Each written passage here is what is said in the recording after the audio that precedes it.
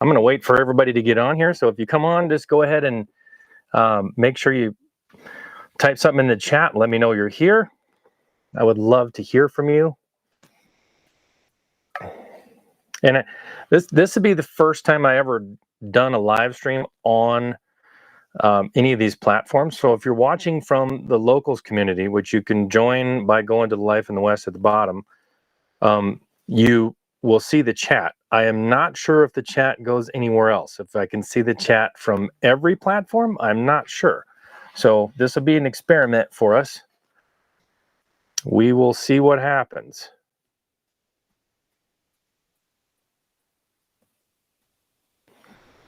Okay, so I'm just checking on everything. Looks like there's some people joining. All right, good morning, Kathy. Welcome. Oh, you know what? I probably should share this with... I should probably share this out. So hold on just a second while I do that.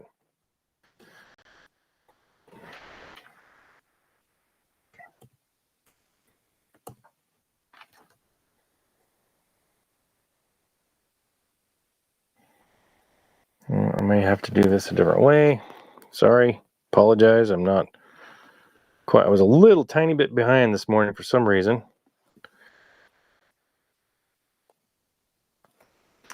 And I'm just going to continue to wait and make sure people get on here. And we're going to start talking about these subjects that... Good morning from Canada. Welcome. Welcome from Wyoming and Alberta. Awesome.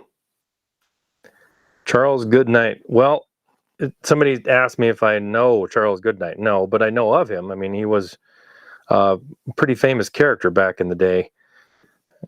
Very interesting guy. And my phone's not working for some reason. Everybody hear and see everything clearly? Make sure you let me know. Oh, 5 p.m. in South Africa. Well, welcome.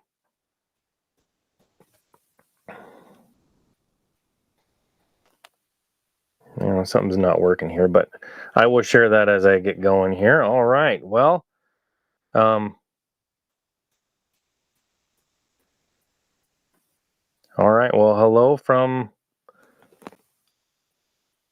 I don't see where they're from, but Minnesota. All right. Welcome from Minnesota and Michigan. Welcome to the chat and welcome to the live stream. Glad to have you here. And we're going to be talking about... I'm just going to be talking about some things and asking you guys questions because I need help from you in this aspect. Is a lot of this stuff is the answers to these questions, these really hard questions, are not necessarily like hard answers. They're different ways of dealing with things that are open for interpretation. So I want to ask you your opinions and get your opinions, but I'm going to kind of outline the problems, the core issues, and let you guys decide from there what you think the best answers are, or if there are answers. I believe there's usually answers, just some of them are very difficult. So, all right. Well, morning from South Central Utah. Welcome. Okay, I'm just trying to... for some reason, I can't get this app to open on my phone. Otherwise, I was going to share this out in a couple more places, and it is not working.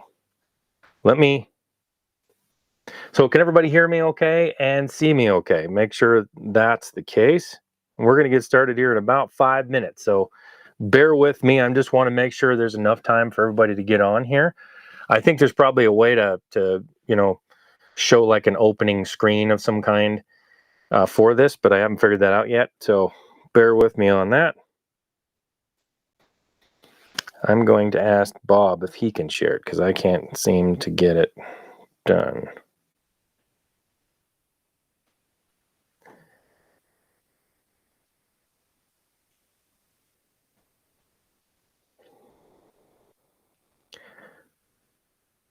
I'm just asking somebody if they can post a link to this in the community so that everybody sees it.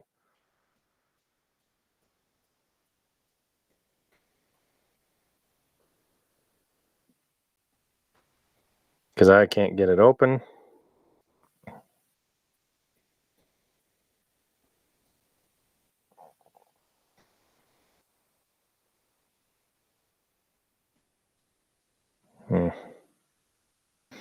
Okay, well, hopefully that happens while we're talking. All right, so my question is, I've been talking to a lot of people, and well, let me give a couple more minutes here. I should give 2 more minutes because I said I would. I probably should do that. I said I would give a couple more minutes before I get started here, so I better do that. I'll read some more comments. So somebody says, listening to Bill Moyers and 15 years ago, they nailed the problem with the 1% something capitalism silicone V. I'm only saying it once. We need to assemble.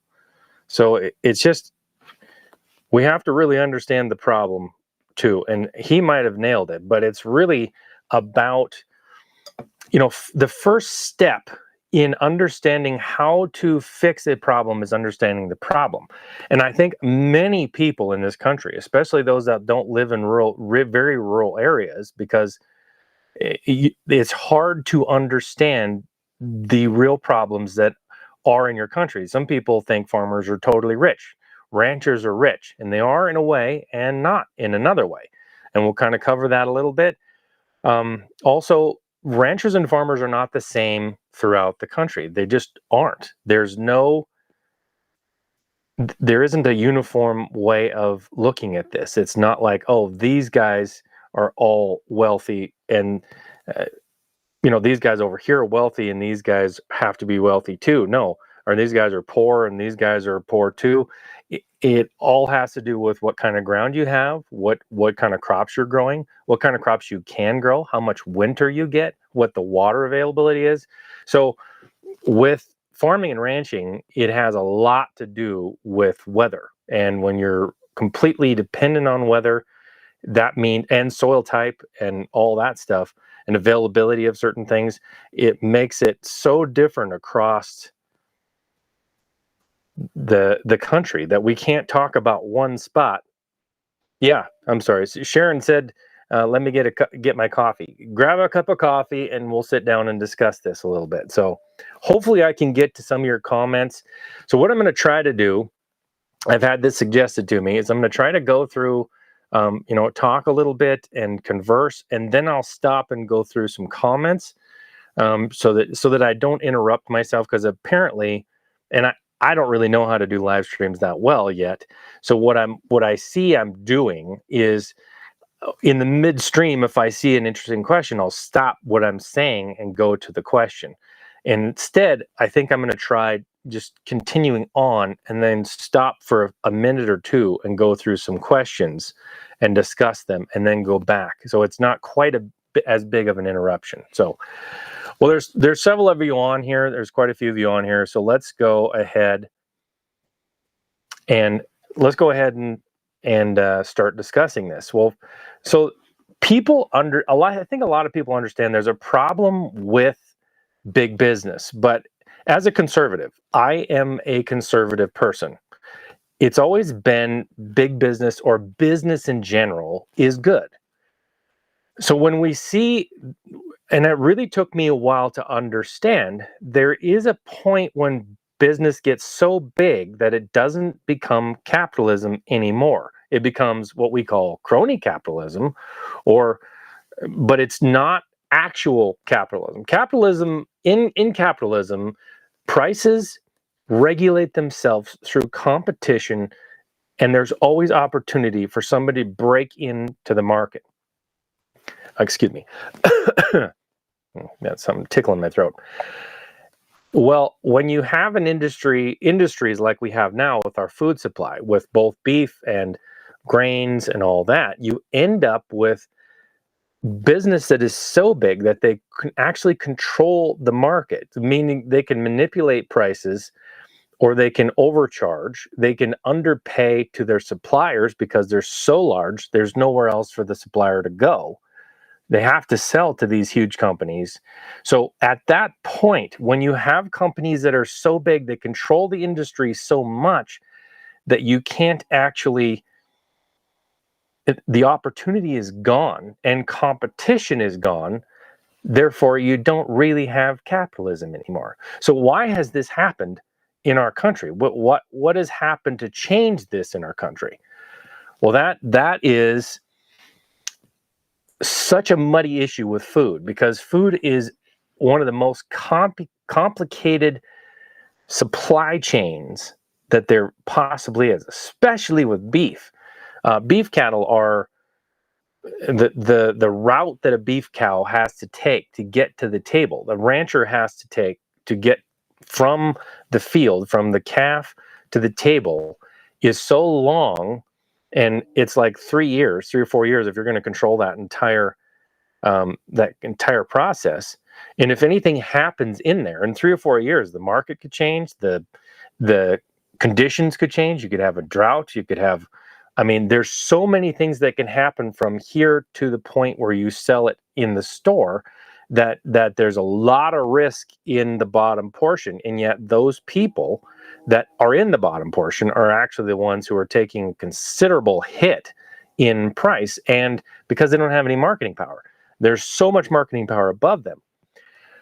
Well, and we'll get into some of the details of this, but I was looking yesterday because I thought, because the beef industry is like this, and I understand the farming industry this much compared to understanding the beef industry that much. Okay. And like, if all knowledge in the beef industry is here, okay, I understand a portion of it. But farming, I understand that much. But when you look at the numbers, it's like, okay, we have right now, let me see if I can share my screen with you. That's not it.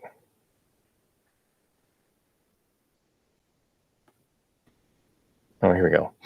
Okay, so I'm gonna see if I can share my screen with you. I'm not sure if I can or not. We'll try it. Hopefully this doesn't disrupt everything. This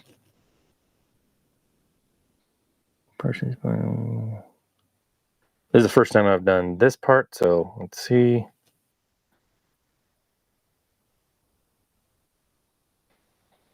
No, I can't do it. I'm gonna have to set this up later. So it appears that I have to set a few things up first. So I should have done that before. So I'm just going to share these statistics with you, okay? Over the last 5 years, we have lost 140,000 farmers, over 140,000 farmers in the United States. Now, that's a big deal, because when you're losing the very people who actually grow and raise your food, that's farm and ranchers, that's people that produce the food that you eat in the grocery store.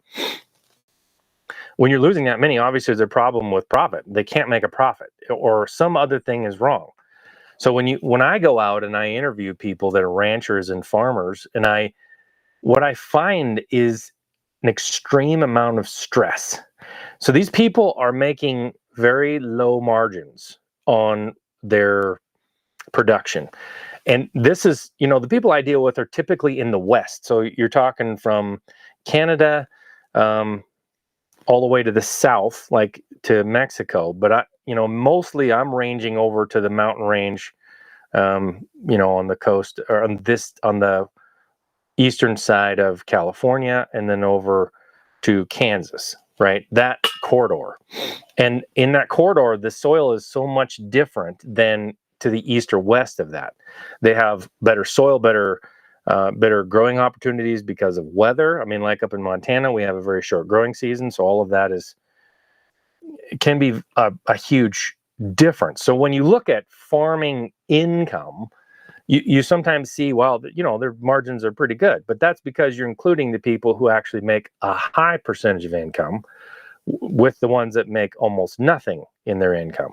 So that can be a problem. When I'm talking about farmers and ranchers, the ones I'm familiar with are in that western corridor that I'm talking about. And in that corridor, that industry, the margins are extremely low.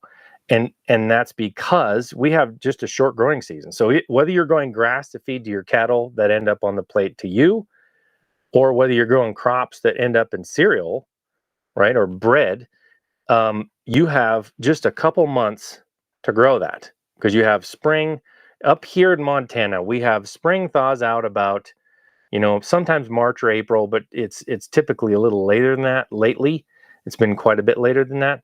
And then in September 1st, you go back to first freeze. So you have to, and you can harvest some stuff after that, like wheat. You can harvest after the first freeze, but you have to actually.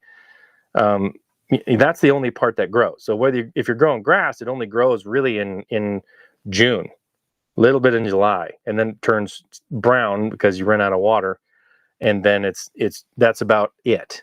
Okay, now if you graze it off correctly, some of that will grow back a little bit during the later summer if you get enough rain.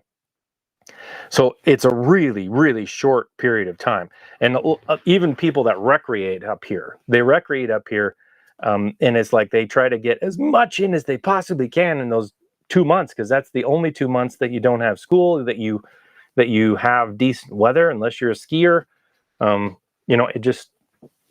It's just the way it is. So hold on just a second. I'll be right back. I apologize. I'm going to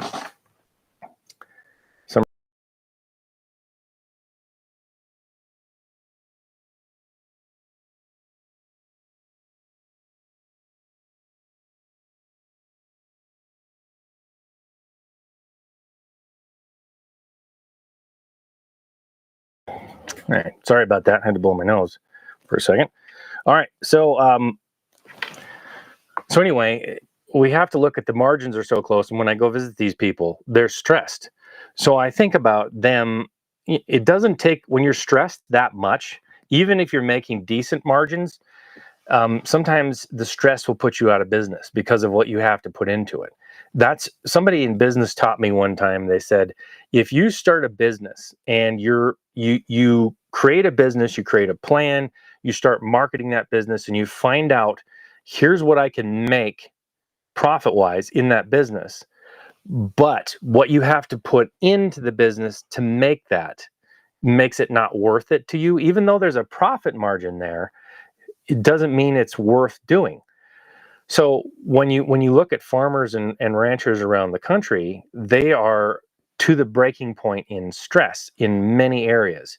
So when you have a little bit of a crash in that price, or you just have anything happen, like you end up with, like, say, a whole bunch of predators running loose, and you have to deal with that. Even if you're not losing any cattle, the stress of having that around can break a family because they're so stressed already. And this leads to a massive problem because the kids are watching the parents. They're watching the parents go through this stress for very little income. And they're like, why would I ever want to do that? Why would I want to do that? I mean, so you have the next generation is not wanting to even take over these farms and ranches. And that's a problem, because usually the money that comes in to buy them, I would be okay if new people with money were coming in to buy these ranches and operate them for food production. But many times they're not. They're taken out of production when they're purchased because of the people that are buying them. So anyways, I'm going to go back to this. So you got 140,000 farmers and ranchers going out of business in the last 5 years. This is out of only a couple million of them to begin with. So that is a massive number. One of the ways that they're going out of business is they're selling to other farmers, because when your margins are this tight, you have to get bigger or go out of business. So if you're a smaller farmer, how do you grow? You don't have enough money to buy anything to make it bigger, because the land prices are astronomical for what you can make off of them. So bigger farmers that actually can get the capital or the loan to purchase those smaller farmers are going to eat up those smaller farms to then spread that profit over more acres so they can make enough money, which is the same thing these larger companies are doing. So here's the comparison that doesn't make sense to me. It's like, okay, we have this problem with all these farmers going out of business. We understand that. We understand that there's a high stress, there's low margin. So is there enough margin without raising the price? Is there enough money in this business to keep those farmers in business? Because my belief is that if you help farmers and ranchers make enough profit to make the labor and the stress worth it, because that really is the tipping point for most people in their business, then they will stay in business, stay on the land, and we'd be fixing the problem. Subsidies don't help. They just pay on top. Oh, you lost a bunch? Here's a bunch of money from taxpayers, and then that money is immediately spent right into the high expenses of doing business, which go right to the major companies anyway. So basically, you might as well just hand the subsidy over to the big companies. That doesn't fix any of the problems. So when I look at these companies, so I just looked up General Mills. Okay, I don't mean to pick on General Mills, because I'm going to explain why I'm not doing that. When you look at their revenue, and you can see this on macro trends, if you just search General Mills profits, you can see this because they're a public company, I believe.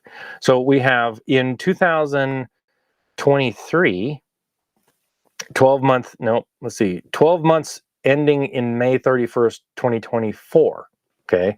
They had a revenue, so that's all the money they made coming in to their business, as $19.8 billion.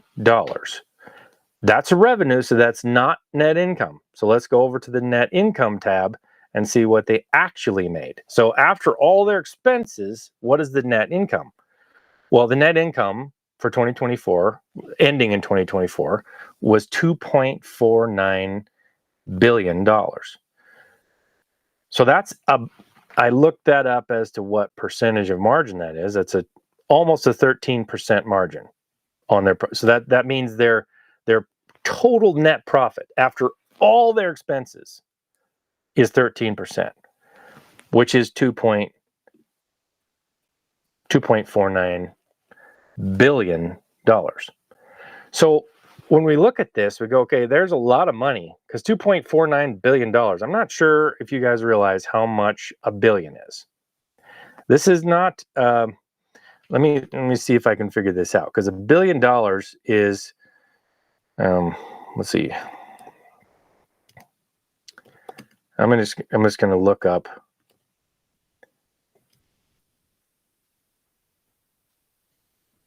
Hold on.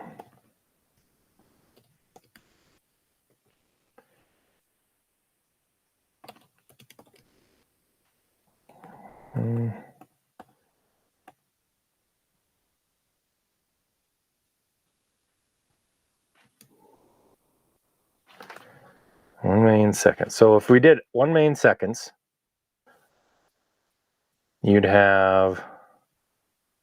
I'm just looking this up to kind of give you an idea of how much a $1 billion is.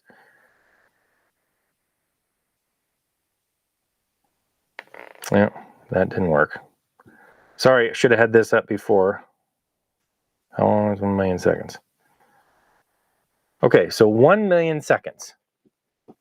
So that means if you were to spend $1 every second, okay, it would take you 11 days, a little over 11 days to spend $1 million. That's $1 every second.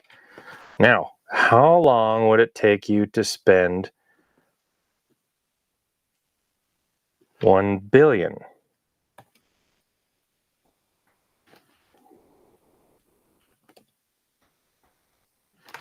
Okay, so if you spent $1 every second, okay, get this.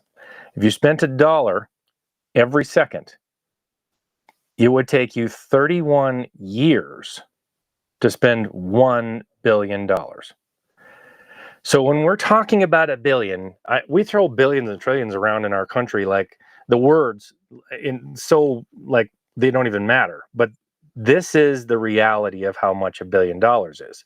So when you're looking at $2.49 billion, that is a lot of money. And it's what it is one company's profits. So that's just General Mills, which, they make cereal. Let's see. I'm going to check just something here just to share with you.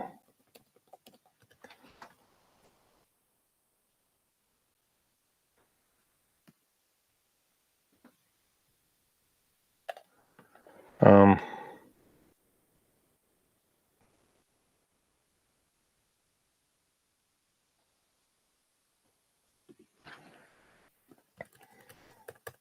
hang on just a second. Sorry.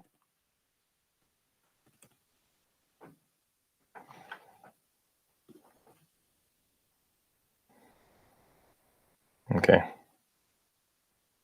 So if you look at General Mills as a company, what do they own? So this company is $2.4 billion. And you might think, okay, we still have competition in this country, because you go to the grocery store and you see all these different brands on the shelf, right? Well, if you see Haagen-Dazs, which is like yogurts and things like that. If you see Nature Valley, if you see Pillsbury, if you see Betty Crocker, if you see Bisquick, if you see Annie's Homegrown, if you see Cinnamon Toast Crunch, if you see Bugles or Epic or Fiber One, Cookie Crisp, Lucky Charms, Cocoa Puffs, Blue Buffalo, which is dog food, Chex, Cheerios, El Old El Paso. You guys recognizing these names?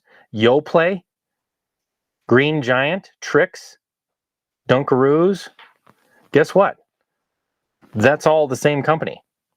That every one of those, when you spend money in one of those companies, is going directly to General Mills, because General Mills owns it. So when you see these industries, what interests me is like, okay, we have farmers going out of business. Why is that? Why do they? Because they don't have any control of the price of whatever they sell. So up here it's wheat. So right now the price of wheat that they sell is like $6.30 a bushel. Okay, which that's how they sell. That's how they weigh wheat, is by the bushel. So you have a bushel of wheat for $6.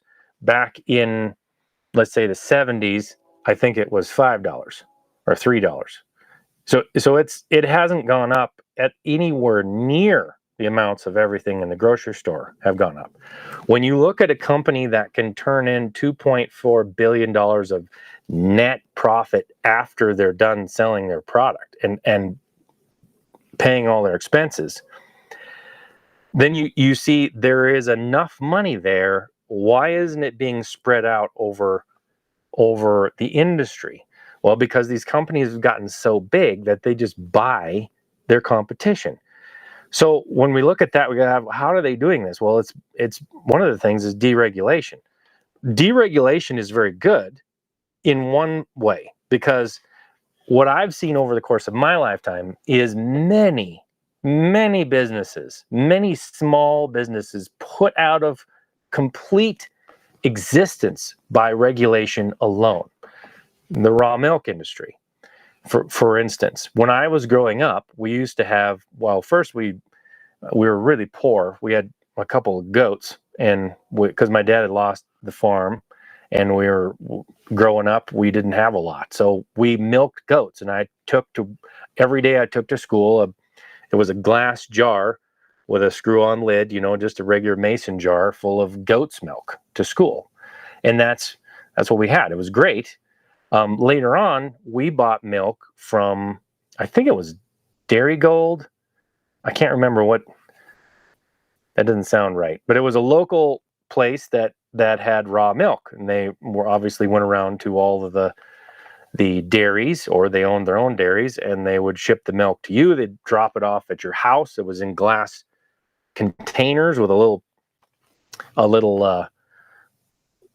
paper lid on it, and that paper lid, you pull the little paper lid off, and you wash the jars, and you gave them back to them, and I'm sure they sterilized them too. And on the top, you scoop off the cream. My dad grew up milking cows, so I mean that's what he was used to anyway. And you put the cream on your cereal, and then you drink the milk. That was whole milk. But due to regulation, in the name of public safety, we don't want people to have actual raw milk because it's not safe. Well, what did it do? It put all the small companies that sold raw milk out of business and handed that business directly to the larger companies who could produce, who had the equipment to pasteurize milk, which is not cheap. The pasteurization process, in my mind, they made it less healthy, almost non-existently healthy, because it killed all the enzymes in the actual milk and messed up. Anyway, that's a different story, and we can talk about that differently, but in a different way. But this is how regulation can hurt really badly. And then deregulation, if you take off the wrong regulations, which is not allowing companies to purchase their competition, that can be a major issue, because as you climb the ladder, you only get in, once you get to a certain size, like these companies that are making billions of dollars. And I'm going to get into a little bit bigger problem next, is like, how do we fix this? That money starts to get so big that they not only make that much profit, but they gain that much power. Because when you have billions of dollars to spend, literally take you 31 years to spend $1 billion at a dollar a second, you can start flowing money around to lobbyists and special interests and groups and things like that that actually speak for you or pass legislation for you to continue to do what you're doing to benefit your business. So part of like that raw milk thing going out was probably due to a lot of money flowing to the right people to say, hey, this is not, let's just make this not healthy. It's not healthy for people. So we need to teach people how to, we can only have pasteurized milk. And you just eliminated the competition. Now everybody that bought from these smaller companies immediately buys from the bigger company, right? And that company has more power. So you step up and up and up. And pretty soon you have fewer and fewer and fewer companies at the top. Well, there is a massive issue here that we're not talking about. So we look at all this and I can see the problem. Okay, we're growing companies so big that now the beef industry has 4 companies that pretty much control the entire beef industry in the United States. They're not all of it, they're 85%, which is so much that they have so much marketing power, it's incredible. And everybody underneath them is pretty much controlled and has no way to dictate the price that they sell their beef for unless they sell directly to the customer, which I'm going to be delving into. Like, how difficult is that to go from the field to the table? That is very difficult. But this not only eliminates competition, it eliminates the opportunity. Because now when somebody goes into business, they have to compete with somebody who's making $2.5 billion in profit. How are you going to compete with that? They can undercut you on price. They can overspend you at the table. So meaning if somebody's going to sell their grain and the small company has to pay more for it, let's say a large company just sees a small company starting to come up and start to become competition. They don't actually have to even do anything but overbid that company for the product. So if they're buying wheat, let's say the small company goes in and says, I can give you this much, and the large company just overspends them, and to the point where the large company can eat that in one part of its industry and put their profit down to almost nothing because they're spreading it out over 100,000 boxes, where the small company can't do that. And you put them out of business by making them spend so much on the products that they're buying that they can't make any money with the customer. The other way they do it is just undercut in price. I was just talking with somebody this morning, and hopefully I can get with him and make a video on this, but he went into he started his own business of farm to table a couple years ago. And one of the things he found is that when you go to restaurants and try to sell them local beef, local products, number one, you have to have a steady supply of beef, which is very difficult to do because beef doesn't stay good forever. So you can't, just shove through, 50,000 of them in the spring and then keep them in the freezer for 2 years while you try to sell them. And it's very difficult to do. So you have to try to stagger them out So they're ready at different times, because restaurants want to buy from you on a regular basis. They want to buy so many a week. So that's one problem that smaller companies have to overcome, is to figure out how to fill the supply chain at a steady rate, also with creating a consistent product. But the other thing is a company like Cisco, which Cisco supplies almost all the food to any restaurant, and most grocery stores, or they control, I believe, somebody can correct me on this, it's like 90% of the industry. So they're coming directly from the big packing companies, right? And they can then undercut anybody on price, especially on one item. So if a restaurant is buying beef from, let's say, this local farmer at a certain price, Cisco's going to come in and just not even make anything on their meat. They'll just say, well, I'll give it to you for under cost, because they're selling all these other products that they make money on. So all the other products are making up for the cost of the beef, and they can just cut you right out of the business. Of course, why would the restaurant say, oh, well, let's make less profit, right? Because that's what the bottom line is. So this makes it a very, very difficult issue to be able to break into this market. It eliminates competition. So this is, these are all the problems. So how do we actually fix these issues? Because another part of this problem, I guess, that I should say before we get into fixing the issue, is we're shipping in products from out of the country that are so much less expensive because of labor costs and industry costs alone, that there's no way for the U.S. to compete with that, not with the laws we have in place and what people demand from locally made products. So they want the price cheap, but they want the quality high.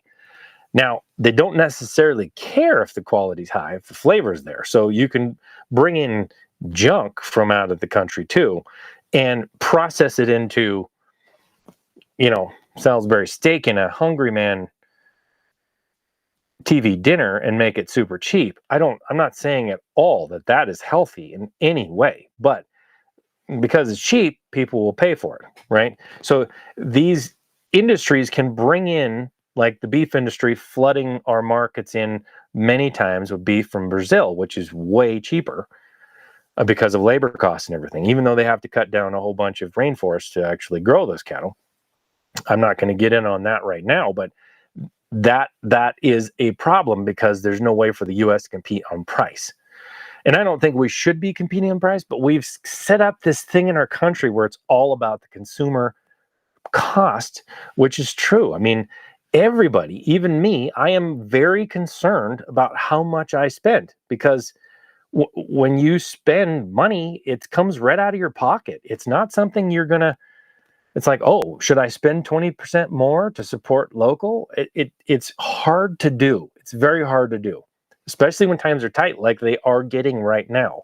Our economy is not what it was. It's going downhill, and inflation is killing the little guy. It's killing the average person, because their wages are not being raised, and everything is costing more. So now it's easier than ever to say, well, we just need to drop the cost at the end, which we need these massive companies to do, because the massive companies can create lower prices. Well, yes and no, but it's definitely to our detriment in the long term, because the more we go down this road, if you lose 140,000 every 5 years, and that levels off of farmers and ranchers, a few years down the road, we're going to get all of our food from out of the country. And then what happens? They can control the price of everything. Our demand, we are slaves then to whoever is supplying us food. So this is a massive, massive issue. Our food supply is not something to sneeze at. We are in such an abundance of food in this country that we don't think about the fact that long term, we are cutting our own foot off. So anyway, that's the issue. Now, so what do we do to fix this? Because there's environmental issues in here. There's environmental laws at place. There is, I believe, we're growing the wrong crops in a lot of areas because of government programs and and maybe just the availability of stuff that we maybe shouldn't have plowed that ground out in the first place, but now we have it there. How do we change the industry without breaking it? So I'm going to read your comments here a little bit, and we're going to answer some questions, and then we'll get back into that discussion about what I think and what I need your help with to try to figure this out. Okay. So let's read a few comments. There's several people that want me to run for public office, and I'm not, or political office. I'm not sure I want to do that yet. I want to be the voice to the people out here that actually, I want to help people understand what these issues actually are so they can make informed decisions on who they vote for, not just by what these politicians are saying on their little ad snippets and everything. Actually, the issues that you can vote on and you make a difference. So, all right. Yes, and part of that, like somebody said, they're preserving with chemicals. Yes, so there's been a big thing now as everything's moving away from natural, because to cheapen things, you want to be able to not have it be so, what's the word? Not have it go bad so fast, whatever that word is. Somebody can help me with that word. Anyway, so they have to create ways to preserve it. Now, there is natural ways to preserve it, because bacon preserves very well.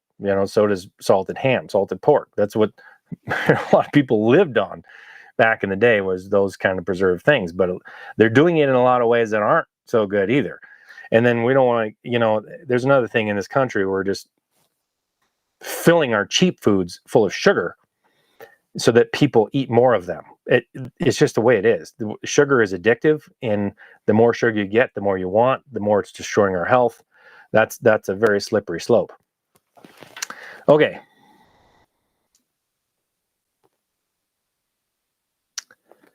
Let's see. Why is this so hard to immigrate to the U.S.? Not a terrorist or something, just a normal guy trying to build a better life for his family. I think it should be. This is not to do with the issues we're talking about today, but I think it should be difficult. Not in a way that you can't do it, but nothing in life is easy. Right now, nothing in life worth doing is easy, okay? Right now, I have had both my Facebook page, which had 285,000 followers on it, stolen from me and never got it back. And I had my YouTube channel completely stolen from me. I did get it back, but now my income is at zero. So I understand that what I'm doing is what I should be doing. At least I believe that. I believe I'm doing something that has purpose. And when an attack comes on you like this, where you lose your whole income, and it's like, okay, now what do I do? How do I continue on with, or should I just quit? The answer is that you decide that, and the right road will not be easy.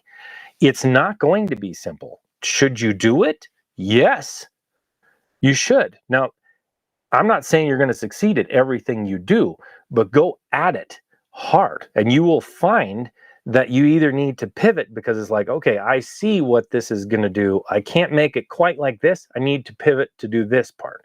But just to say, well, why is it so hard? It's so hard because it's a good thing to do. It's something to strive for and do correctly. So you need to do it. And therefore, it's not going to be easy, because if it was easy, everybody would be doing it, which is what's happening right now. There is an easy way to get into this country at the moment, because there's a wide open border to the south of us. So they're just shipping our criminals. They're criminals all over here. Okay. We used to cut a slice of ham off the smokehouse. Yes. So I don't know if you guys are familiar with the movie. I shouldn't tell the story because you probably won't even know what I'm talking about. But there's a movie called The Man from Snowy River. And in it, there's a character in there as an old trapper. And he walked back to the smokehouse and cuts a slab off for supper of cattle that he's stolen from his brother. So it's kind of funny. But that's how we used to do it. You preserved it with salt, in other ways and kept that meat good hanging, because if you hang meat, it'll preserve for a long time. I don't know why. It's just something, if you hang it, if you lay it on a shelf, not so much. All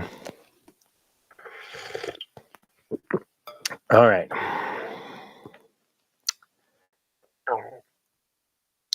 Yes. Animal husbandry. Somebody brings up, instead of biblical times, the world revolved around animal husbandry. I think in much more recent times, it revolved around animal husbandry. Now, we've forgotten that. And it's very odd to me that a lot of times environmental activists will go after ranching and not and actually, with how they go after ranching industry, because they feel bad for the cattle, they actually hurt the small guy and help the big person. It's just the way it is. They put more small guys out of business. And yes, yeah, Kirk Douglas was the player, and he played both brothers. He was the rich guy and the poor miner, and the poor miner guy had stolen cattle from his brother and was hacking off a steak. You guys have to see that movie. If you've never seen The Man from Snowy River, that is a classic. I've only seen it 150 times since I was, knee-high to a grasshopper. Okay, let's see if we can find any other.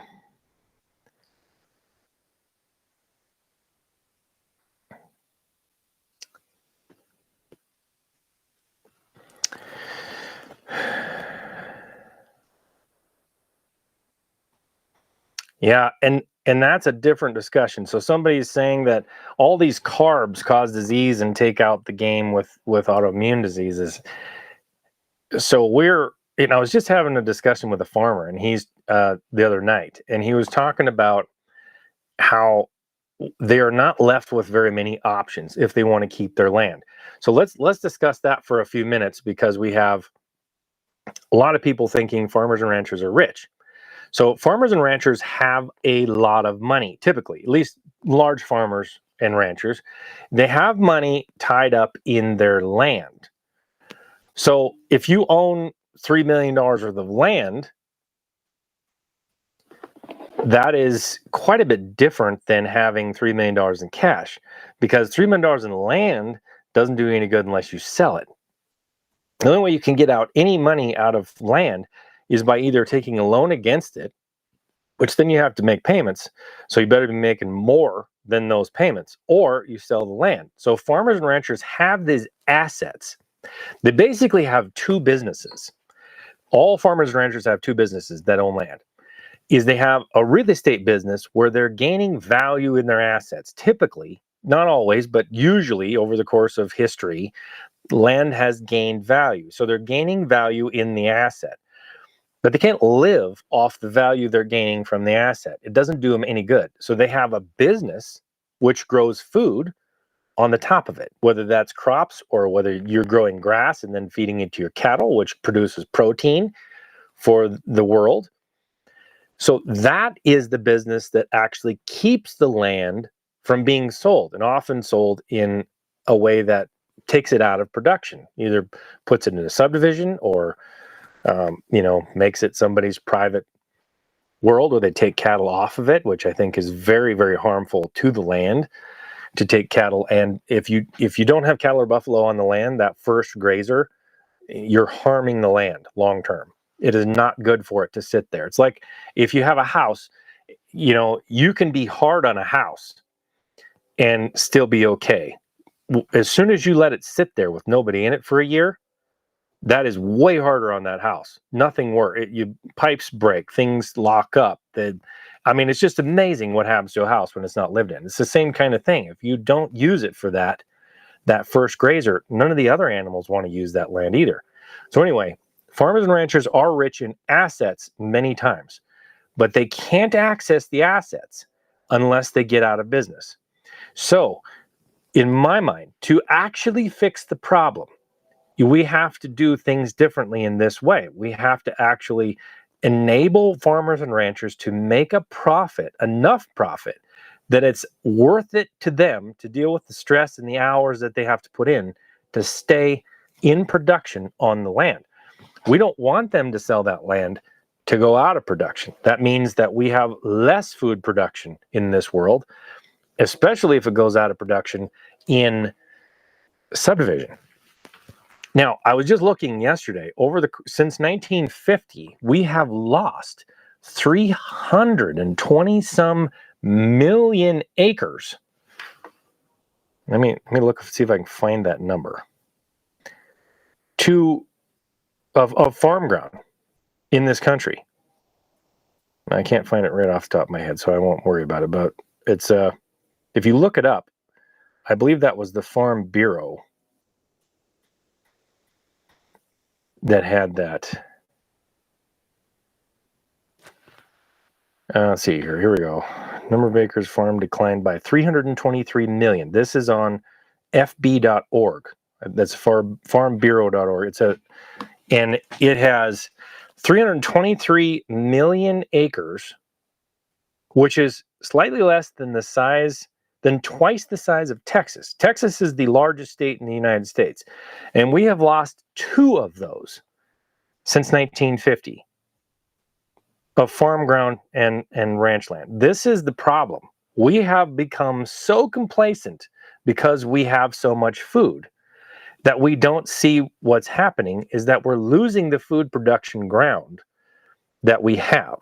And that is going to create a bigger problem in the future where we don't have enough food and we have to rely on other countries to supply our food and massive global corporations. Well, then we're done because they get to dictate our lives at that point. Okay. This needs to be taught in schools, Sharon said. That I had this discussion with the farmer that I was talking to. Absolutely. I don't understand why basic economics isn't taught in schools, in high school. I mean, goodness gracious. You should understand where your food comes from, and you should understand the implications of getting rid of farm ground instead of getting on the bandwagon for suing the state because they're polluting you. Because it's astounding. On one hand, you have this is how absurd this is. On one hand, you have this massive movement, anti-meat movement, and if you haven't seen it, it's just like colleges. Colleges will say, we'll have Meatless Monday on Earth Day. What message is that sending? That they're saying directly, meat is bad for Earth. That's what they're saying. Meat is bad for Earth. So when you have this massive movement on that hand, and then on the other hand, you say cattle ranches are sequestering carbon, therefore we can give companies what's called carbon credits to use to drop their emissions, even though it doesn't actually drop any emissions, it just offsets emissions. So you're saying on one hand it's good, while on the other hand it's bad. All of it benefits massive corporations and environmental groups. So how does that help us? That doesn't help any of the little guys. So anyway, schools really need to teach this. They need to teach this very early, because if our kids don't understand, and if you grow up in a city, I think I read you guys can check this out. I read a statistic where 80% of kids in high school have never seen a cow in person. That one blew me away. That blew me away. So if you have never seen a cow in person, how do you ever understand the process of where your food comes from? I saw there was some lady on from California, and she was slamming me for saying cows are good, right? So I just out of curiosity, I'm like, what kind of stuff is she posting? She lived in like San Francisco. I can't remember. It was either that or LA or something. She's posting pictures of herself out to eating prime rib. I'm like, you have so little idea of that you think you're still going to have that steak, and yet demonize the cattle industry, the one who pays for that. They're an easy target. Ranchers are an easy target because they don't want to say anything. They just want to live their life, do their thing over here on their ranch, and raise that beef. That's what they want to do. They've grown up doing it. Their ancestors did it. That's what they want to do. So if you're they're not very vocal about anything. So they're very easy for these organizations and a lot of people to gang up on. The media, I believe, is running a campaign against ranchers and farmers right now, even though they don't say that. Every time during the Olympics, when you hear, that they're serving meatless food to the, literally, I'm not kidding, meatless food to the athletes because they're trying to, be green. So apparently green is no meat. That's what that means now. To be environmentally friendly, you have to have no meat.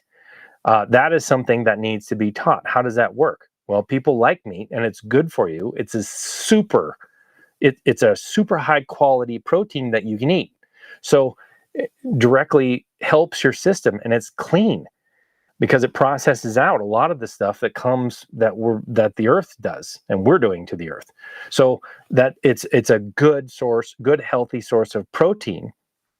And if we start eliminating that, you have to replace it with something. So now they're trying to replace it with lab-grown meat and bugs and plant-based meat. And that, I think that's ridiculous. I mean, if meat is actually good for you and it's good for the planet, because just as an example, good for the planet, okay? If you were to just go by what you hear in the media, you would assume buffalo are always good, cattle are always bad. I hear this all the time. So when you see that, then you go, okay, there's an environmental group over it's actually a university on the East Coast, put out a study that they did on 170 buffalo that were turned loose somewhere in Europe. Okay, and they estimated that those buffalo, because of what they do, they eat grass, they put out fertilizer with their manure and their urine, and they stomp the grass into the ground. So they're sequestering carbon in the ground, okay, which is supposedly the whole thing is destroying our planet. So you're sequestering carbon. These 170 buffalo, according to these people, have sequestered as much carbon as I think it was 1.4 million cars in a year would put off. 170 buffalo. No mention anywhere of cattle in that. Cattle are bad, buffalo are good. Well, if you look at cattle and buffalo, they're almost identical. In fact, they can breed. They have 4 stomachs each. They can breed. They can have offspring. Not only can they breed, they can have offspring. They can have living, viable offspring. They call them beefalo. I've seen them. So yet that they're bad. Now, I will say the way they utilize the ground is different. And I did not realize this until I went out to the American Prairie Reserve. When you watch those buffalo, they don't stay in the bottoms near the creeks. They'll go down there, but they want to hang out up on the dry plain and up on the hill. That's where they want to bed. They want to mill. They want to graze. They don't want to graze that nice green grass down by the creek. And cattle will do the opposite. They'll go down to the creek and camp on that green grass. So to get them to replicate what a buffalo does on the land, like they did 100 years ago, it takes more work. You have to push the cows to where you want them, or you use salt or water tanks or whatever to move them in the ways that buffalo do. But you can have cattle right next to a city where it's very difficult to have a bunch of buffalo there without super good fences. It's harder to deal with them around people. If they get loose, if they get out, that's a very big problem. If you get a few cows out, that's not a really big problem, other than getting a couple cow pies on your lawn. A little different with a buffalo, right? So those types of things are coming to light. But when you put that together in your head, cattle and buffalo can be utilized as a massive benefit for the planet. So why aren't we utilizing them? Why are we demonizing cattle and putting buffalo forward? I don't know. I'm not against buffalo. I've been to lots of places with buffalo. I love buffalo. There are a lot of places we can't have buffalo, and I'm not saying everybody should raise buffalo. I don't think that's a viable option to go back 200 years. So anyway,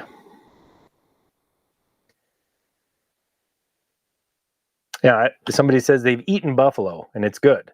It is. It's very good. The beefalo, in my opinion, were a little more aggressive, I thought, than the buffalo. I would love to do a story on them sometime, but I can't. I don't know exactly where to go for that. So if somebody has an idea, please message me somewhere.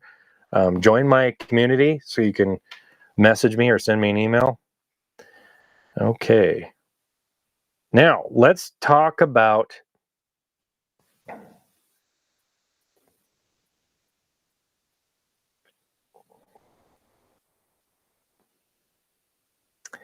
what are some of the ways that we can help this. See, this is what I don't know, how to totally fix this problem. I know we need to create competition in the system. So right now, the larger companies just buy up the little companies, right? So anybody that actually succeeds a little bit, they just get purchased by a large company, because then they become competition if they get too big.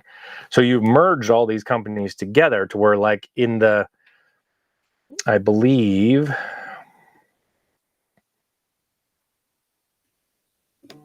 well, there's a ton of articles about how much of the industry, like the cereal industry, is controlled by 3 or 4 companies, and the beef industry is controlled by 4 companies, and all of these companies, all these industries are controlled by just a few companies. Now, we have laws on the books that say that's illegal. They have laws already. They're called antitrust laws that say that a couple or 1 or 2 or 3 companies can't control a massive percentage of the industry. In fact, they used to break them up when a set of companies controlled 25% of the industry. And now we're at like 85%. In many, 70 to 85% of the industry is controlled by 2 or 3 companies. That is a massive problem. Now, should the government step in and break these companies up? That is a question I would love to answer. I believe that could be a great help. Now, we have to change our mindset, like, especially as conservatives, that all business is good, because it's only good until until competition and opportunity is not squashed. Okay, when those 2 things are completely eliminated in a system, you have a problem where you need to break something up. Is that the best way to deal with it? The other way is to create competition. So how would you create competition? You're competing against companies that are billions and billions of dollars, but General Mills has a profit of 2.5 billion, right? But you're not really competing with them. One of the major issues, and probably the foremost issue in my mind, for how to solve the problems of the beef industry and the grain industries, is the retail markets. The retail markets are so controlled and concentrated by massive companies. When you look at Walmart, and I've brought this up a few times, Walmart last year posted a profit of $500 billion net. $500 billion. That's a $500 billion in 1 year. So when you have a company that big, where do they want to get their supply from? 38 little tiny companies where they have to get a little tiny bit here and a little tiny bit there and a little tiny... No, they want to get their supplies, their products, from companies who can supply them massive amounts at a time. I think that is the biggest issue for anybody starting at any of these industries. People want to focus on, well, let's build a whole bunch of packing plants. Packing plants are the sorry, apologize for that. I'm sure that's loud. Packing plants are the ones who buy the cattle and then butcher them and sell them to the retailers, the Walmarts, the Krogers, the Albertsons, that kind of thing, that sells it to you. So they're like, in the beef industry, well, we just need to create a whole bunch of packing plants. So they pour money into doing that. Where are they going to sell the beef? If you put 20 cattle a day through, let me see what that is. 20 cattle a day through your business. Okay, that's 20 times 365. You got to go somewhere with 7,300 cattle every year.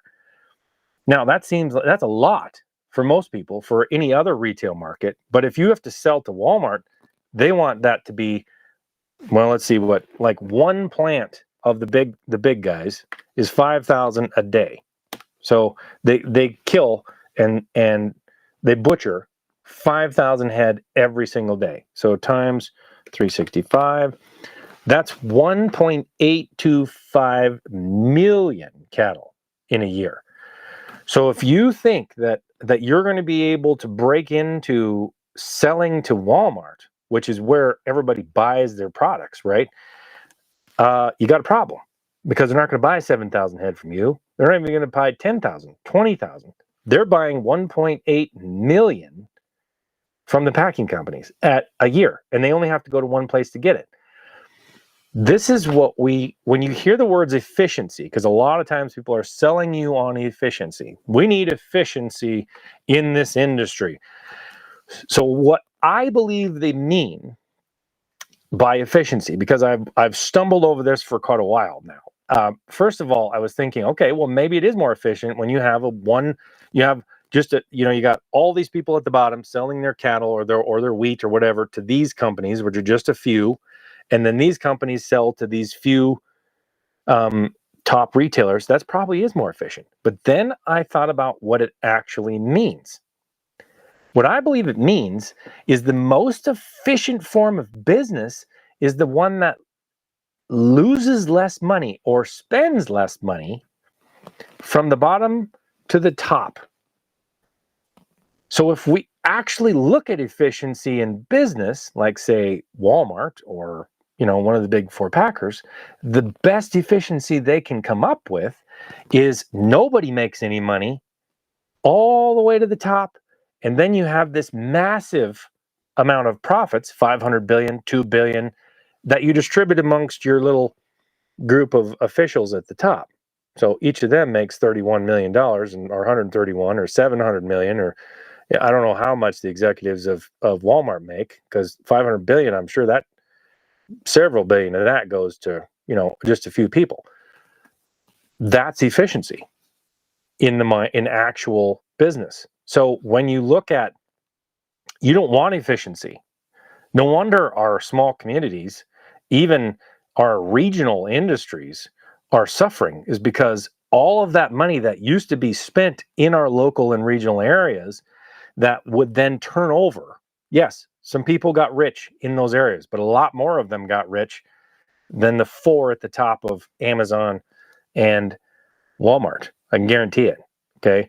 So what's going on is, instead of keeping that money in our local communities and regional areas, that turns over and goes into our schools and our soccer fields and our towns, the buildings in town and all that. Instead of that happening and jobs, all of it leaves our communities immediately in an efficient manner to go right to the top to make a few people have even more massive wealth. So even though I'm 100% in capitalism, I don't believe that that's capitalism. I think that is manipulation of markets. I think that is controlling of markets. It's a crony capitalism, which is not true capital. There is no competition. How do you break into a market where somebody can actually sell the product that you're selling for no profit just to knock you out of the business? You can't. You won't stay in business. So you got to figure out other ways to market. And then how do you get your scale large enough to make that profit in any comparison big enough to them? We have a company right here in near me, Wheat, Montana, which they started a fantastic business where they grow the wheat and then they make the bread themselves and sell it to customers. And they grew it into a very, very successful business. And now it's owned by a company in Wisconsin or somewhere like that. I was just looking it up. Tilia something owns it. So they're going to come in and buy those smaller regional companies to where the profits then, instead of staying here, they just go straight out to the company that's somewhere else. And in the beef industry and the grain industry, guess what? Most of those companies, many of those companies, the massive corporations are actually not even based here. Two of them are based in Brazil in the beef industry. In the grain industry, it's Japan, South Korea, and China. Not that they're buying our grain. They own the companies that we sell the grain to. So how that works is a very complicated process, but they're businesses sitting out here in the West that are buying grain from the farms are companies owned by Japan and China. So when you look at all this, you're going, this is not the way we need to go. How do we bring that back? How do we break into those? Now, this is where I need your help. I need somebody who understands this. I went down to talk to Calicrate. He's got a fantastic idea. If you guys haven't seen that video, you can go to my website and see what Calicrate has created. He's created a way to grow and sell his own beef in his 2 stores in Colorado Springs. But how do you get a store owner or a grocery store owner to actually stay in business and actually do business locally when they could make more by buying it from Cisco cheaper? So they have to actually decide that they want quality and local over more profit to do that. That's a question. How do we actually do that? Now, one of the other things is tariffs. So Trump has said he's going to put tariffs on. That is scary to people because they're like, well, that's going to raise the price of the grocery store products. I don't understand tariffs enough to know. One of the things it would do is create another tax revenue for the government that doesn't come from us, comes from the people that are shipping products into the United States. And it could be a massive tax revenue amount, an incredibly massive tax revenue amount. So they could actually, they probably won't, but they could drop the taxes for us and make those up by tariffs. The other thing that tariffs do is equal the playing field, because if you can grow something cheaper in another country and then ship it in here, it makes it way more expensive if you have to pay a tariff on the way in. So that means that it makes it harder for a company sitting here to say, okay, I'm just going to make a whole bunch extra money by offshoring all this stuff, because now they can't. They have to pay tariffs, which makes it more expensive, if you understand what I'm saying. So let's go to what we have in here. Effectiveness is a better measurement of success. That's Bob. He's helping me out quite a bit. I agree with that. It's so much. We got to start asking ourselves different questions than efficient. Is this efficient? No, because that's a term that somebody's made up to then make it sound like it's better, but it's only better for 4 people, not for anybody below them. So that's what we have to remember. Yeah, we're exactly right. ADK says we're serfs. I think we're becoming serfs and peasants to the elite that are on the land. If we allow these companies to get that big to where they can control the industries and all the money is siphoned from us all the way to the top, that sounds like a serf system where you have lords and serfs and peasants that they just work down here. And you can hear it in some of what people say, oh, we just want to make an economy where you work one job. Yeah. So that we can funnel our money up to the massive companies who are feeding money into your pocket. That is not the American dream. The American dream is, woo, man, I only get to work one job. No, that is not the American dream. The American dream is having opportunity to better yourself, do something that you love, and have choices in life on how to do it. If you don't have, that doesn't mean they're easy. All things that are worth doing are hard. They're going to be difficult. Otherwise, every single person would do them. So don't think what you're going to do is going to be easy. This will be an easy road. That's not the American dream either. It will be a hard road. But we need to create an atmosphere. I believe that's the role of government, is not to completely lay hands off, but definitely not to regulate the small guy out of business in the name of helping the big guy, and not to deregulate what the big guy can do so that he can put more small people out of business. It's creating opportunity for anybody to have a monumental idea and come up with a new idea or a product idea or work harder than somebody else and dig themselves from the bottom and create something new, something great, create a fortune. That is the American dream. If we have the serf lord system going on, that's a very good analogy, you can't do that. You've eliminated the opportunity for the small guy because somebody else can just drive them out of business by dropping their price by 10%. All right.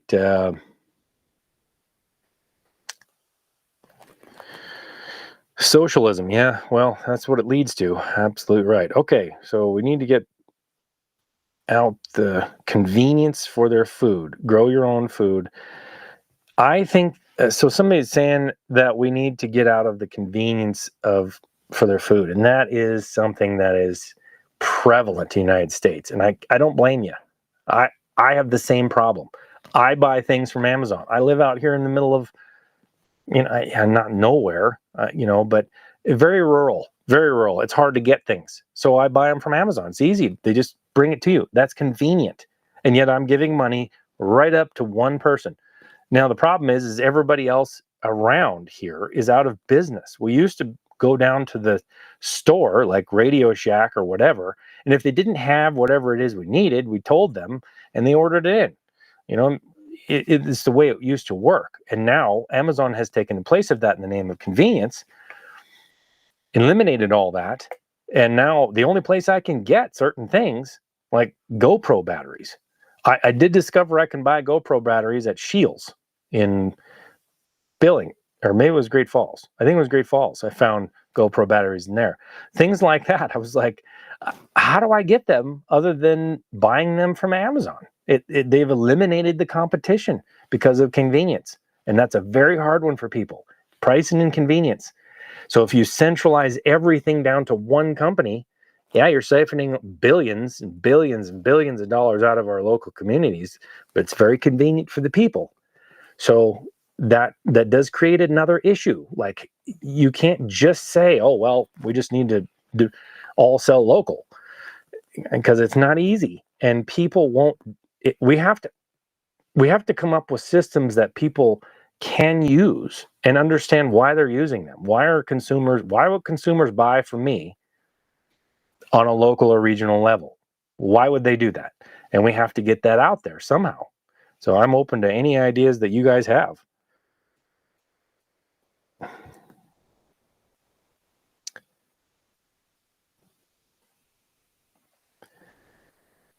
Oh, well, so somebody says they're 2.5 years into off-grid ranch growing, harvesting our own meat, and it's really challenging but worth it. I don't know if you can, but if you can, please message me, because I would be very interested in that story. I would love to do a story on that, because that's a difficult thing. It's living off the grid. You're going back in time, and we have so much convenience, and we have this thing right here. We have, television. You can stream anything you want. And so we don't want to work as hard because we don't have to. So if you make it more convenient, we're going to buy it more convenient, and we don't want to do the work ourselves. We don't each want to have our own little animals. A lot of us don't, or some of us, I guess, think you do, but you don't. It's definitely a conundrum here. So that's what I'm dealing with. Like, I can see the problems. I can see some of the solutions, but why would people choose those solutions? Why would people do that if they can just jump on Amazon and buy it for half the price and not even have to move? So it's really difficult. How do you message me? Go to lifeinthewest.com. I think on the contact page, I have a way to send me an email. Lifeinthewest.com. It's right on the bottom it should be right on the bottom of the stream here. Lifeinthewest.com. Are you familiar with Zach, who has a YouTube channel called American Homestead? No, I'm not, actually.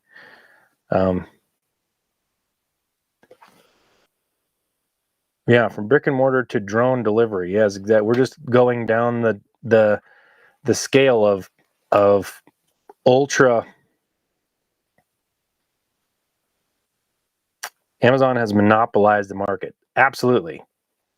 I don't know how else to say it. They have taken it. I mean, Walmart has tried to add in a whole bunch of stuff online to try to take some of that back. So they're competing a little bit, and I think that's why they say they're not a monopoly, because you got places like Walmart that you can still buy from online, and Amazon prices are rising. Not only are Amazon prices rising because of inflation, which hopefully you guys understand what that is, but they're also rising because when you control that much of the market, I mean, you control a massive amount of the market, then people are not aware of this. We're in a very, we're at a point right now where we still have an abundance of things, food and other things, in this country. And if we are not careful, we will get to the point where we don't have those things anymore. And that is not somewhere where we want to go. But people want short-term solutions. Okay, Kamala said she wants to go after the price gouging at the grocery store. So what she's talking about is fixing prices. So you say you can't charge more than that at the grocery store. And this is another version of what I call fixing a Band-Aid solution. You're trying to fix the top. Actually, that's way worse than Band-Aid, because what it does is you fix the price of something, you eliminate all the small guys because they can't compete already. So if they have to then lower their prices to meet the same price that the big guys are charging, and their margin is way lower, you just put them out of business. Only the big guys then will survive. That is like the biggest disaster, the opposite way of the way we want to go, that you would ever want to happen. Price fixing has never turned out, but it sounds good to people sometimes because it's a short-term solution. It's like, well, for a really short time, you're going to have those prices, and then after we put everybody out of business, then we're going to have to release that price due to pressure, and then you're going to have prices that are 5 times as high because nobody's going to be in competition. So, Spamula.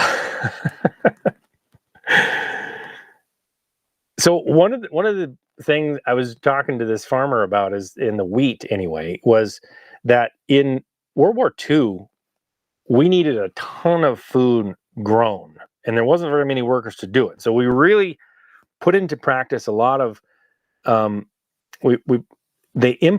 government pushed those farmers to really push the land, and I think we learned how to rip up a lot of acres that probably shouldn't have been ripped up. We learned how to push farm ground at low margin, and then the margins got shrunk, so then we had to be bigger and bigger. And at one point in the 80s, we were actually producing so much extra food on these farms. But instead of changing any of those practices, they implemented things like the CRP program, where they paid people to put their farm ground in grass, and then weren't allowed to graze it, of course. But they paid farmers to do that, and to eliminate that. Right. Instead of actually letting the process of capitalism work, and farmers figuring out new ways to actually make income and produce food that we actually do need, instead of just growing more wheat or taking farm ground out of production altogether and putting in a government program that costs us tax dollars, we did the opposite. So when you mess with prices, when you try to eliminate things, and you let the federal government try to control capitalism in that way, you end up messing the prices up entirely. So I think we can't say eliminate government, because then companies would just do whatever they wanted, and they'd be even more cutthroat than they are now. But you do need government, in my mind, to create an atmosphere. That's their job. Create the conditions. Don't try to control the prices, the situation, everything. Create a condition where somebody that has ambition, hard work, an idea that's brilliant in business can actually create something. That is the American dream. Not everybody will do that, no, but not everybody can do it. But you have to have the opportunity, or nobody can do it.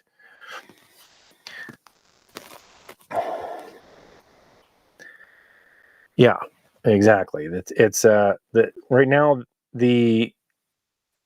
one of the major issues is inflation. So if you don't understand, I'm gonna move this over because it's kind of getting bright on this one side, I think. But there, hope that looks a little better. Inflation is actually not the increase of prices; it's the decrease in value of your currency. So because the government is spending so much extra money, they have to print, and they're printing new money out of thin air. Anything you have that you increase the number of for free for so long, you will devalue the value of what it is. So it's a way of taxing you. The more money you print, the less value it has, the more things cost because the value has gone down in comparison to what you're being paid. But the wages don't go up at the same rate as inflation. So it's a tax on those people. The people who earn wages, it's a tax on them. That's very clear. I'm sorry to get into financial stuff, but so how do people feel about 7,000 acre luxury homes on large acreages with conservation easements? Conservation easements are a tricky thing. Now I've done a video just recently. You can go see part of that. I've got to put the other part out hopefully this week. Maybe I did cover all that, but anyway, the conservation easements are where if you have land, an organization like the either a government agency like the Fish and Game or other groups, usually environmental groups, will purchase conservation easements on your property. So you own 7,000 acres, you sell a conservation easement to I can't think of like the name of the groups, but somebody would, let's say the Fish and Game for purposes, and they come in and buy the rights to your ground. Now they own the first right then to your property forever. Whether you sell it to 7 people in the future, they all have to comply by the conservation easement. So that conservation easement is usually a one-time payment for forever. Okay. Now they don't own the land, but they do dictate certain aspects of the land. So they dictate that you can't subdivide, you can only build houses in this spot, this spot, and this spot. Usually they define those in the contract. But a lot of them go as far to dictate where you can have fences or when and how you graze. I have a friend that has to graze in a certain rotation. It doesn't matter now. And it wasn't him that did it. It was like his grandfather or something that sold it. So now he's under those constraints. So when you have a year where this area over here has grass and this doesn't have grass, it doesn't really matter. The conservation easement says you have to rotate this way, so you can't utilize it the way that you should. You're forced into that rotation, and you have to do it that way. So forever. And if you sell the ground, like I said, it goes with it. So conservation easements don't really. Some people think conservation easements allow the person to just keep getting paid all the time. That's not how they work. They pay you a certain amount of money, and then they own the rights to whatever it is they bought forever on your property. So sometimes, especially when farms and ranches are getting in financial trouble and they do that, it's just putting off the inevitable, because obviously there's a reason why they're going broke. A little influx of money is not going to help them. So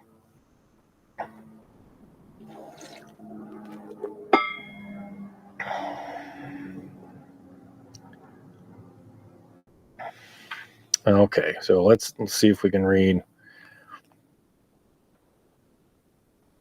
Are people forced to provide conservation easements, or can they decline?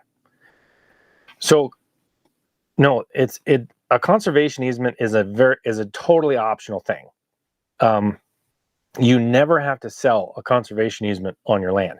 Once you sell it, that land is tied to that conservation easement. So then it can never be taken off. They have control forever.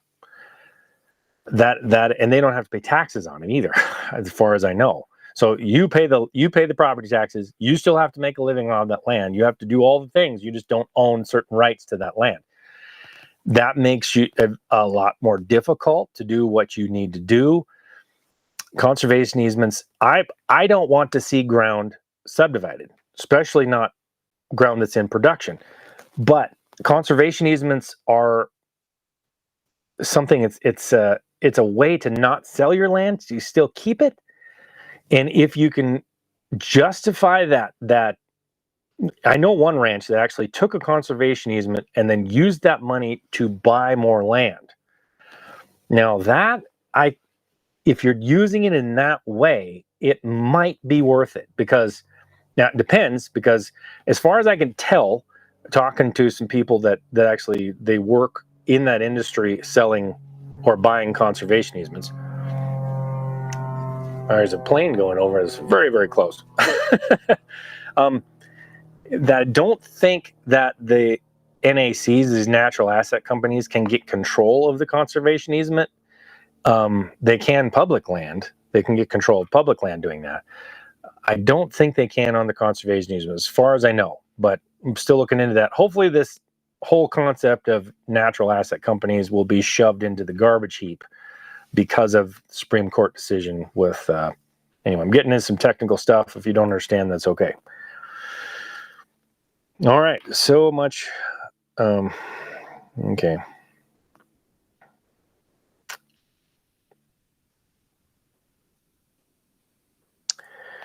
Well, so Sharon says, buying the rights provides all the privileges of ownership without the responsibility, in my opinion. That is very true in a way. It's because you control a lot of aspects that go on that ground, but you don't have to, you're not the one out there building fences or, working the land. You don't have the stress of making an income off that land. So if you have extra money, these organizations have a bunch of extra money and they can buy the rights to these land. It makes perfect sense for them. It's very little input after that. They just have a board of directors or whatever that tells the rancher and farmer what they can and can't do. So if you're very careful, you just some conservation easement, because not everyone is the same. They're all written up differently. So some of them have more rights than others. You got to be very, very careful when you're doing a conservation easement.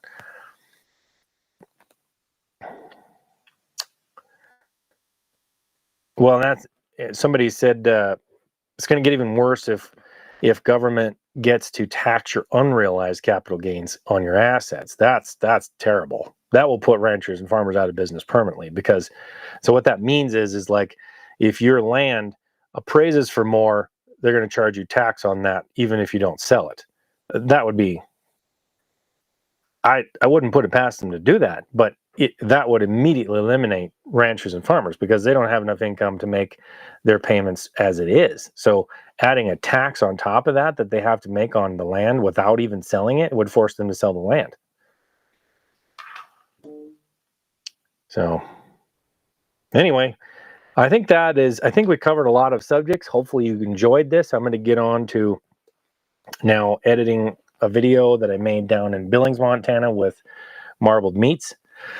They have a first-rate operation, and it not only do I want you to see their operation and how they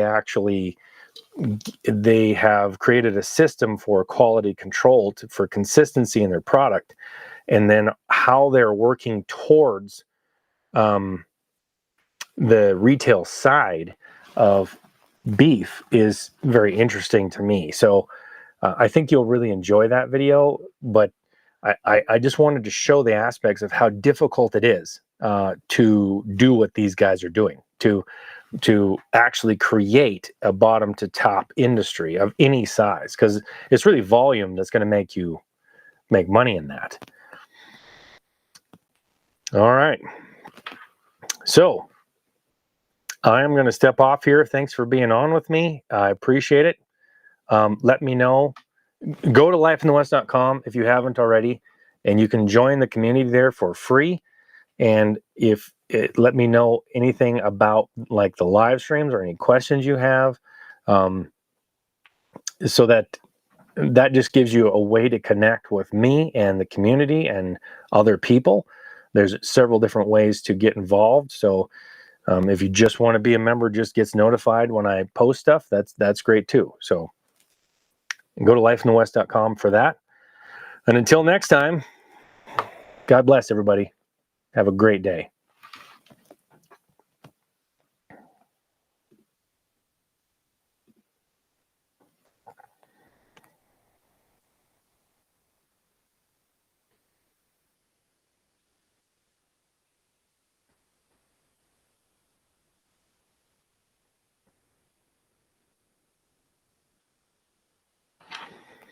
All right. I'm going to drink the rest of my coffee too, because this is very good coffee that's slightly cold. It's not cold. I mean, this thing keeps it really warm, but it's not hot anymore. I was talking too much and not drinking my coffee.